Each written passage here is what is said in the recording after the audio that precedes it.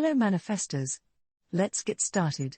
Casting the burden, impressing the subconscious. When man knows his own powers and the workings of his mind, his great desire is to find an easy and quick way to impress the subconscious with good, for simply an intellectual knowledge of the truth will not bring results.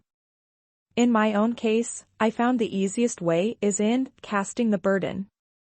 A metaphysician once explained it in this manner. He said, the only thing which gives anything weight in nature is the law of gravitation, and if a boulder could be taken high above the planet, there would be no weight in that boulder, and that is what Jesus Christ meant when he said, "My yoke is easy and my burden is light." He had overcome the world vibration and functioned in the fourth-dimensional realm, where there is only perfection, completion, life, and joy. He said, "Come to me all ye that labor and are heavy laden, and I will give you rest. Take my yoke upon you, for my yoke is easy and my burden is light." We are also told in the 55th Psalm, to cast thy burden upon the Lord. Many passages in the Bible state that the battle is God's not man's, and that man is always to stand still and see the salvation of the Lord. This indicates that the superconscious mind, or Christ within, is the department that fights man's battle and relieves him of burdens. We see, therefore, that man violates the law if he carries a burden, and a burden is an adverse thought or condition, and this thought or condition has its root in the subconscious. It seems almost impossible to make any headway directing the subconscious from the conscious or reasoning mind, as the reasoning mind, the intellect, is limited in its conceptions and filled with doubts and fears.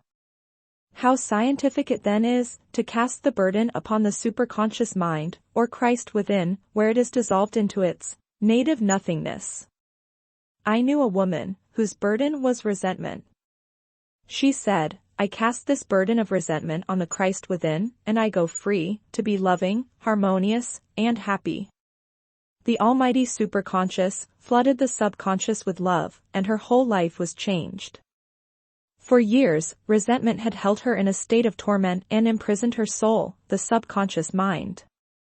The statement should be made over and over and over, sometimes for hours at a time, silently or audibly, with quietness but determination. I have often compared it to winding up a Victrola. We must wind ourselves up with spoken words. I have noticed, in casting the burden, after a little while, one seems to see clearly. It is impossible to have a clear vision while in the throes of a carnal mind. Doubts and fear poison the mind and body, and imagination runs riot, attracting disaster and disease.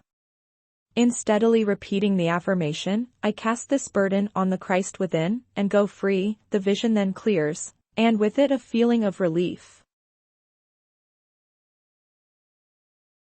Hello Super Manifestor. If you enjoy this type of content, please consider subscribing.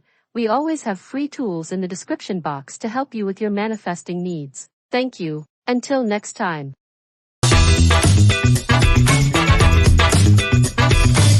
Goodbye.